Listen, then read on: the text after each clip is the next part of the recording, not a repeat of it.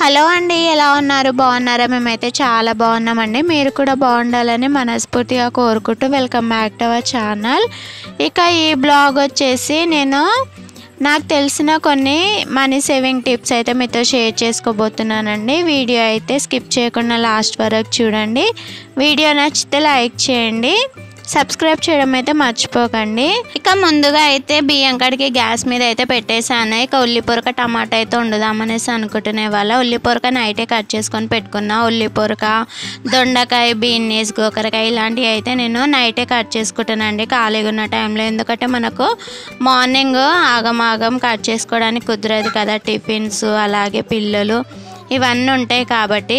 ఇక ఉల్లిగడ్డలు అలాగే టమాటా అయితే కట్ చేసేసాను. ఇంకో సైడ్ అన్నం అయితే అయిపోతుంది. అన్నం అయితే వేరే గ్యాస్ మీద అయితే పెట్టేసి కూర అయితే వండేద్దామనేసి అనుకుంటున్నా. ఇవాళ అమ్ములకు అయితే స్నాక్స్ ఏం లేదండి, ఎందుకంటే తనకి హాఫ్ డేస్ అయితే స్టార్ట్ అయిపోయినాయి. దసరాకి ఎగ్జామ్స్ ఉంటాయి కదా, ఇక ఈ వీక్ మొత్తము హాఫ్ డేసేనట. ఈ వీక్ ఎండింగ్లో ఎగ్జామ్స్ అయితే స్టార్ట్ అవుతాయి, అంటే ఫ్రైడే రోజు అయితే ఎగ్జామ్ స్టార్ట్ అవుతుంది.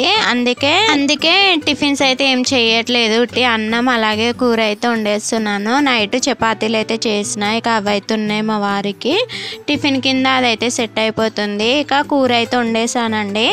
ఈ ఉల్లిపొరక ఎలా వండినా భలే టేస్ట్ వస్తుంది. ఇంకో సైడ్ అన్నం అయితే అయిపోయిందండి. ఉల్లిపొరకల్లా గుడ్లు వేసి ఇంకా బాగుండేది, కానీ గుడ్లు మా వారు ఇంకా లేవలేరు, అలా అనేసి ఇలా సింపుల్గా అయితే వండేసాను. ఇక ఆయనకైతే బాక్స్ అయితే పెట్టేస్తున్నా. అమ్ములనైతే రెడీ చేసి స్కూల్కి అయితే పంపించేశాను. ఇక ఆయన బాక్స్ పెట్టేస్తే ఆయన కూడా వెళ్ళిపోతారు. ఇక ఇందాక చెప్పాను కదా సేవింగ్ టిప్స్ కొన్ని చెప్తాను మీతోట అని చెప్పేసి, నేను ఎలా సేవ్ చేస్తాను అమౌంట్, అలాగే మా వారికి ఎలా హెల్ప్ఫుల్గా ఉంటాను అనేది. ఇక సేవింగ్ టిప్స్ విషయానికి వస్తే ఫస్ట్ టిప్ వచ్చేసి పిల్లల కోసం మా వారు ఎంతో కొంత అయితే ఇస్తూ ఉంటారండి. ఎందుకంటే అవసరానికి యూజ్ అవుతాయి కదా, మళ్ళీ ఎటు వెళ్తుంది పిల్లలు అన్నప్పుడు అది ఇది కావాలనేసి అడుగుతూ ఉంటారు. కాబట్టి వీక్లీ వన్స్ అయితే ఇస్తుంటారు. దాంట్లో ఒక 30% అలా కొనిపించేసి మిగతా అయితే సైడ్కి పెడతాను. ఎందుకంటే పిల్లలు ఎక్కువ శాతం నాకు అడగరు, అడిగినా కూడా నేను ఎక్కువ కొనిపించను. ఏదైనా కావాలంటే ఇంట్లోనే చేసి పెడతాను. ఇక మళ్ళీ ఆయన కూడా తీసుకొస్తారు కదా, ఇద్దరము ఖర్చు పెడితే ఇబ్బంది అవుతుంది అని చెప్పి నేనైతే కొన్ని ఇట్లా సైడ్కి అయితే వేస్తాను.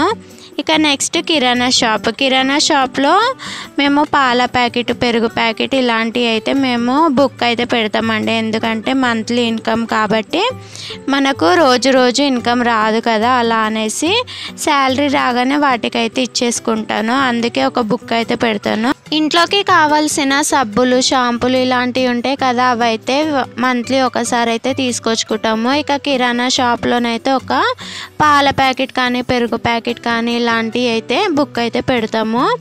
అది ఒకరోజు పెద్దది, ఒకరోజు చిన్నది అవుతుంది కాబట్టి అలా ఒక బుక్ అయితే మెయింటైన్ చేస్తాము. అందులో ఒక 2000 అయిందనుకో, నేను ఒక 3000 అలా తీసుకుంటానండి. ఎందుకంటే 1000 పక్కకైతే పెట్టవచ్చు కదా, మళ్ళీ టైంకి యూజ్ అవుతాయి కదా, అలా అన్నట్టు ఇక ఆయననైతే అడిగి తీసుకుంటాను. ఇంకా నెక్స్ట్ మధ్యలో అప్పుడప్పుడు నాకు కూడా కావాలి అని చెప్పేసి కొన్ని అయితే తీసుకుంటాను. ఆయన దగ్గర ఎంత ఉంటే అంత ఇస్తారు, అలా అని ఊరికే ఇవ్వరండి. మా వారి దగ్గర ఉన్నప్పుడైతే ఇస్తాడు, ఆయన దగ్గర కూడా ఉండాలి కదా. మీరు అనుకోవచ్చు ఎందుకు అన్నీ నేనే తీసుకొస్తా కదా, నీకేం అవసరం ఉంటుంది అని చెప్పేసి మీ వారు అనరా అని మీరు అనుకోవచ్చు. అలా అని అయితే ఆయన ఏమనరండి, ఎందుకంటే నేను వృధా ఖర్చు పెట్టానని చెప్పేసి ఆయనకు తెలుసు. నేను ఎక్కువ శాతం కావాల్సినవే పట్టి తీసుకుంటాను, అంతేకాని అన్నీ అవి ఇవి పిచ్చి అయితే కొననండి. ఆయనకైతే బాగా తెలుసు. ఒకవేళ నాకు కావాలనుకున్నాను అనుకో, అది పట్టు అయినా కొనుక్కుంటాను. నాకు అవసరం లేదనుకో, ఆయన కొనిపిస్తా అంటే కూడా నేను తీసుకోను. అదైతే బాగానే చాలా నమ్ముతారు. ఇక ఎలాగో ఆమె దగ్గరనే ఉంటాయి కదా, అవసరానికి ఇస్తుందిలే, ఆమె మాత్రం ఏం చేసుకుంటుంది అని చెప్పేసి ఆయన అయితే అలా అనుకుంటాడండి. ఇదైతే బాగా నచ్చుతుంది మా వారి దగ్గర, నాకు అడగగానే ఇస్తాడు. అలా అనేసి నేను ఏదైనా కొనుక్కున్నా కూడా అది అవసరమా అని మాత్రం నాకు అనడు. ఇలా సేవింగ్ చేసిన అమౌంట్ ఏం చేస్తావు మరి అనేసి మీరు అనుకోవచ్చు. అవి టైంకి యూజ్ అవుతాయి అని చెప్పేసి ఎమర్జెన్సీ టైంలో మాత్రం అయితే బయట తీస్తానండి.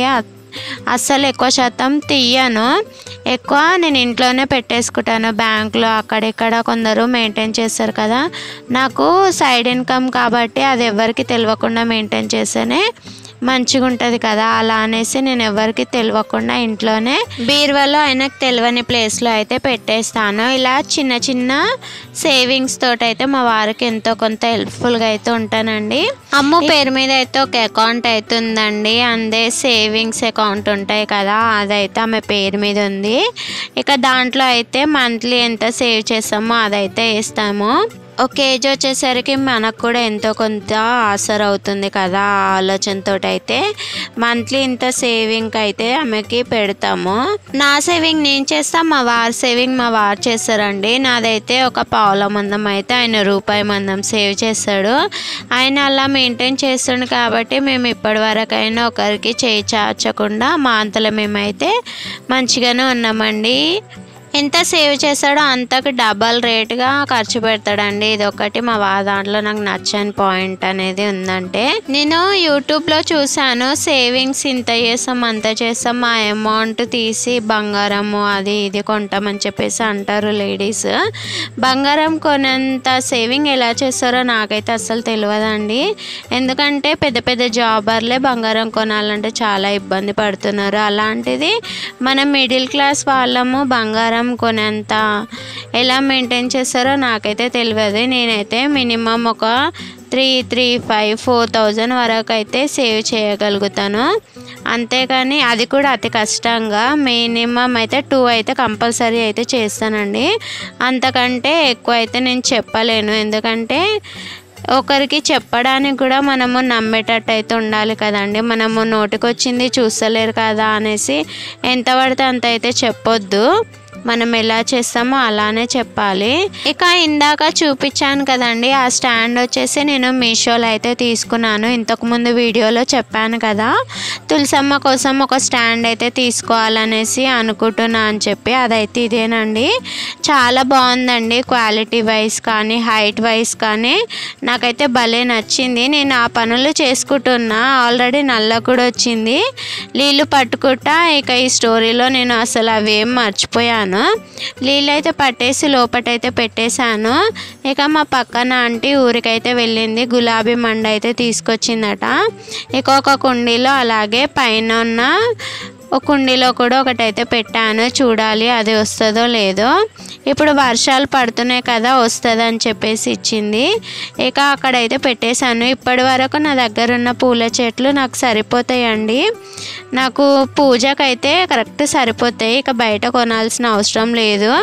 ఇక ఇలా మంచిగానే వస్తున్నాయి కదా, పూల చెట్లు పెట్టుకుంటే మంచిదే కదా అని చెప్పేసి ఇక పెట్టేశాను. అంతకుముందు పుట్టినప్పుడు అయితే అమ్మ వాళ్ళ ఇంటికి వెళ్ళాల్సి వచ్చింది డెలివరీకి, అప్పుడైతే పూల చెట్లు మొత్తం వాడిపోయినాయండి. ఎవరు వాటర్ పోసేవాళ్ళు లేకపోయేసరికి అలా మొత్తం వాడిపోయినాయి. ఇప్పుడు మళ్ళీ ఒకదాని ఇంకొకటి అయితే మళ్ళీ సెట్ చేసుకుంటున్నాను. ఇంట్లో చెట్లు పెంచడం అంటే నాకు చాలా ఇష్టం అండి. మెయిన్ రోజ్ ప్లాంట్స్ అవైతే చాలా ఇష్టం అసలు పెంచడానికి. అందుకే నేను ఇప్పుడైతే ఒకదాని ఇంకొకటి మంచిగా సెట్ చేసుకుంటున్నాను. పూజకు సరిపడా పువ్వులు ఇంట్లో ఉన్నాయి అనుకో మంచిగా అనిపిస్తుంది కదా, ఇల్లు కూడా మంచిది పూల చెట్లు ఉన్నాయి అనుకో. అంతకుముందుకు గులాబీ చెట్టు, మల్లె చెట్టు, విరజాజి చెట్టు, అలాగే నందివర్ధనం చెట్టు ఇలాంటివి చాలా ఉన్నాయండి.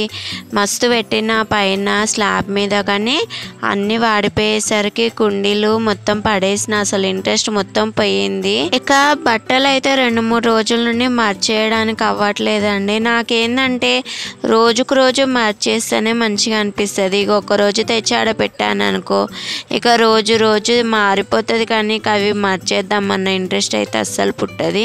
ఇక మొత్తం అయితే మర్చేసి ఎక్కడైతే చదిరేస్తున్నా. నాకు తెలిసిన సేవింగ్ టిప్స్ అయితే మీతో షేర్ చేసుకున్నాను. అలాగే మీకు తెలిసిన షేవింగ్ టిప్స్ కూడా నాకు కామెంట్ చేసి నాకు కూడా తెలియజేయండి, నేను కూడా కొన్ని నేర్చుకుంటాను.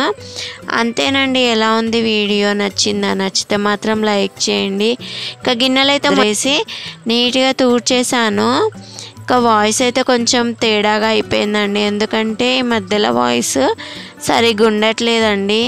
ఎలా ఉన్నాయండి నాకు తెలిసిన సేవింగ్ టిప్స్ మీకు కూడా యూస్ఫుల్ అవుతాయి అనేసి అనుకుంటున్నాను. అంతే అండి, వీడియో ఎలా ఉంది, నచ్చిందా? నచ్చితే మాత్రం లైక్ చేయండి. మరో మంచి వీడియోతో మేము ముందుకైతే వస్తాను. అప్పటి వరకు ఉంటానండి. Thanks for watching. Bye friends.